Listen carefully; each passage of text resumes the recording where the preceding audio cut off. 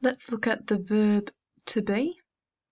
This is an important verb in English. It helps to describe the subject. So over here we have lots of different verb to be's. Am, is, are, was, were, and been. They are all part of the to be verb family. They all help us to describe the subject. To be is our what we call the infinitive verb. All verbs have an infinitive verb, and so for this verb group, be is the infinitive verb, and that's important later. We'll come back to that. So the verb to be helps to describe the subject, so we can tell how is the subject feeling by using a verb to be. Number 1, I am happy to see you. Our verb to be is am. Our subject is I, and we are describing our subject by using an adjective, happy. Happy gives us more information about our subject, and we can do that by using the verb to be. Number 2, it was good to see you. Was is the past of the verb to be, but it's still telling us about the subject. So our subject comes before the verb, it, and we have an adjective to describe it. Number 3, my children were tired. Were is also past tense. It is the verb to be for plural past tense. So our subject is my children.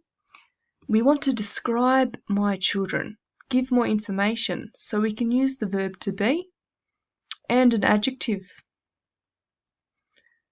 Okay, so also to be verb can help describe what the subject is doing with another verb that has an ing ending.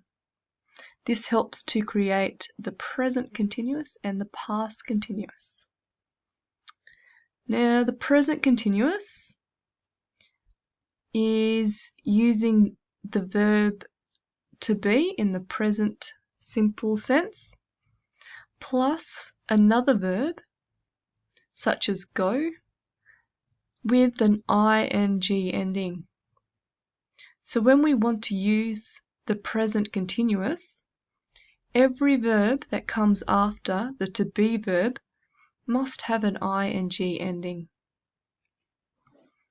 So our subject is I, our to be verb is am, and it's got another verb going to form the present continuous.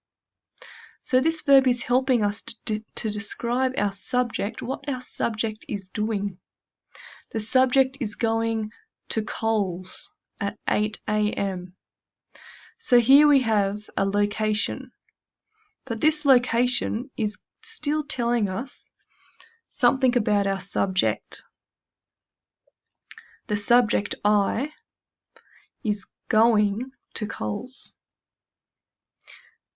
Present continuous in English can refer to either the future or it can refer to right now.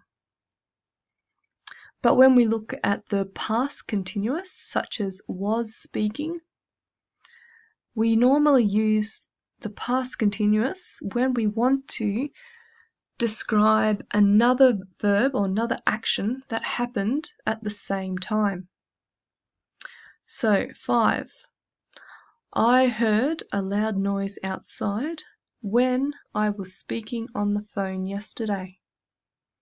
Our verb to be is was plus speak with an ing. So this is the verb and I is the subject. This is a long verb. This action was a long action. And there was another action that happened that disturbed this action. That action is heard. This is a short verb. And the subject is I. Alright, so when we use the past progressive, we normally use it to describe two actions that happened at the same time.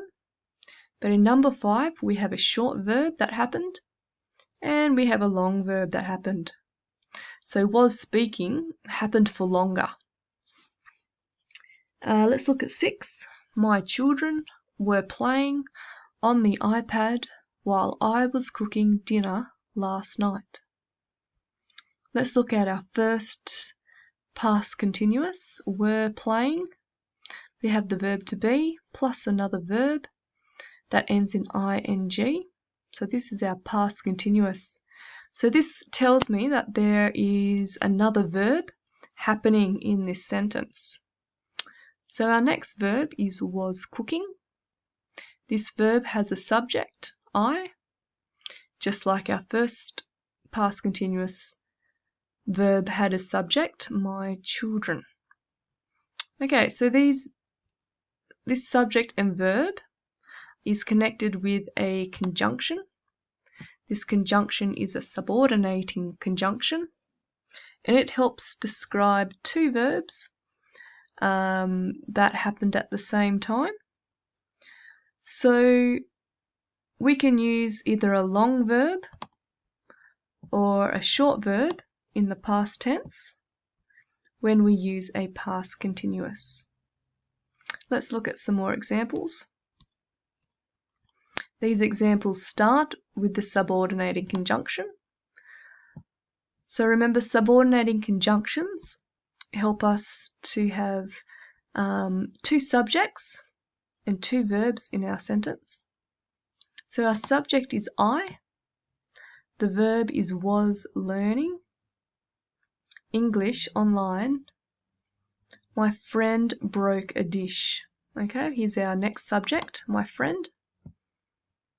And the verb is a short verb, broke. So these two verbs happened at the same time. But was learning is a longer verb. And broke is our short verb, and it happened quickly. So this gives us a picture of someone learning English online, and they heard a noise. They heard a loud noise.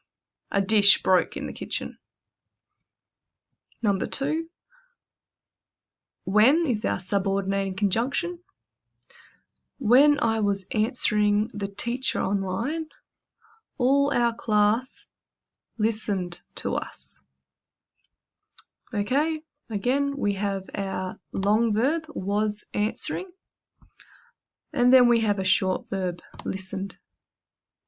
Both of these verbs happened at the same time. Number 3, when I was practicing English, suddenly I felt hungry.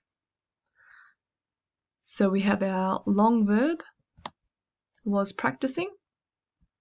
Then we have our short verb, felt hungry. Okay, so all of these sentences are what we created together in our lesson last week. So have a read through those. Then when you're finished, stop the video and write 5 sentences of your own. You can start with a subordinating conjunction using while or when, and then use a past continuous verb, your long verb, and then think of another verb that happened at the same time. You might want to use another long verb.